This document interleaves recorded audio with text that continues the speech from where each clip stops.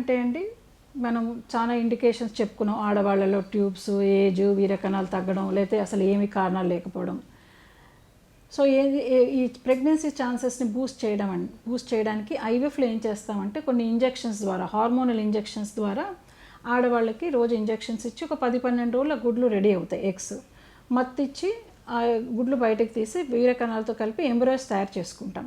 ఓ మంచి ఎంబ్రియో, 1-2 మంచి ఎంబ్రియోస్లో మనం పిల్లల సంచిలో పెడతాము. And there is a reasonable chance to get pregnant. So ఇందులో ఈ జర్నీలో మీకు ఏమైనా నష్టాలు జరగచ్చా, కాంప్లికేషన్స్ ఏమైనా ఉన్నాయా అని. IVF is a very safe technique. Complication rate is in fact ఈ రీసెంట్ అడ్వాన్సెస్ వచ్చిన తర్వాత లెస్ దెన్ 1% అయిపోయినాయి.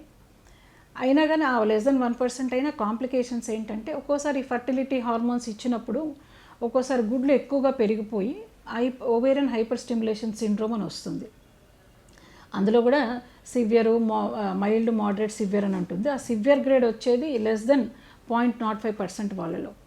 సో అది కూడా మేము చాలా మెటికులస్గా స్కాన్ చేసుకుంటూ, బ్లడ్ టెస్ట్, హార్మోనల్ చేసుకుంటూ దాన్ని చాలా మినిమల్గా చేస్తాము. ప్లస్ ప్రెగ్నెన్సీ వల్ల అది ఎక్కువ అయ్యే ఛాన్సెస్ ఉంటాయి. సో మేమేం చేస్తామంటే ఐవీఎఫ్ని 2 విధాలుగా పార్ట్ ఏ, పార్ట్ బిగా చేసుకుంటాం. సో పార్ట్ ఏలో ఏంటంటే మనం విత్తనాలు తెచ్చుకుంటున్నాం, అంటే ఎంబ్రియోస్ తెచ్చుకుంటున్నాము.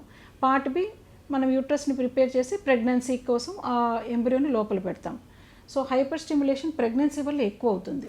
సో మేము ఏం చేస్తామంటే ఆ ఎంబ్రియోస్ని ఫ్రెష్ సైకిల్లో ఫ్రీజ్ చేసేసుకొని ఆ ఎగ్స్ అన్నీ, ఫాలికల్స్ అన్నీ కరిగిపోయిన తర్వాత నార్మల్ స్టేట్కి వచ్చిన తర్వాత పార్ట్ బి అప్పుడు ఏం చేస్తామంటే మనకు గుడ్లు అవసరం లేదు, జస్ట్ యూట్రస్ని ప్రిపేర్ చేసి ఆ ఎంబ్రియోని వేడి చేసి లోపల పెడతాం.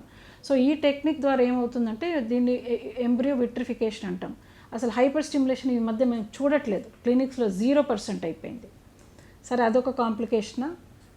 ఇంకో కాంప్లికేషన్ అంటే ఈ మధ్య మనకి రూల్స్ వచ్చినాయి, కానీ పాతకాలంలో ఎంబ్రియోస్ 2, 3, 4 అలా పెడుతూ ఉండేవాళ్ళు. దానివల్ల ఏమవుతుందంటే మల్టిపుల్ ప్రెగ్నెన్సీస్, ట్రిప్లెట్స్ అలాంటివి ఎక్కువ వస్తాయి. సో దానివల్ల కాంప్లికేషన్స్ ఏంటంటే 6 నెలలో 7 నెలలో పుట్టడాలు, పిల్లలు ఆపరేషన్ అవసరం పడ్డాలు, సిజేరియన్లు, ఇవన్నీ.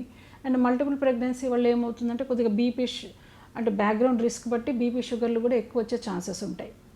బట్ మనం ఒకటే ఎంబ్రియో పెట్టుకొని ఏమీ హైపర్ స్టిమ్యులేషన్ ఏమీ లేకుంటే as such IVF pregnancy, natural ప్రెగ్నెన్సీకి అసలు ఏమీ డిఫరెన్స్ ఉండదు. సో కాంప్లికేషన్స్ కూడా ఏమీ ఉండవు. సరే, ఇది మన ఆడవాళ్ళకి అయ్యే కాంప్లికేషన్స్ మనం డిస్కస్ చేసాము. మళ్ళీ బేబీకి ఏమైనా ఉంటాయా ప్రాబ్లమ్స్? ఐవీఎఫ్ ద్వారా పుట్టే బేబీస్ ఏమైనా డిఫరెంట్గా ఉంటారంటే ఏమీ డిఫరెంట్గా ఉండరు. అండ్ సింగిల్టన్ బేబీ అంటే ఒకటే ఎంబ్రియో పెట్టాము, బేబీ హెల్తీగా పెరిగింది అంటే వాళ్ళు న్యాచురల్గా కూడా డెలివర్ అవ్వచ్చు, సిజేరియన్ చేయాల్సిన అవసరం ఏం లేదు. So it is no different from any natural pregnancy. So బేబీకి కూడా ఏమి increased chance of birth defects కానీ లేదా ఆపరేటివ్ సిజేరియనే చెయ్యాలని అట్లాంటివి ఏమీ లేవు. So birth defects, birth problems కూడా చాలా minimal. So IVF as such is a very safe technique.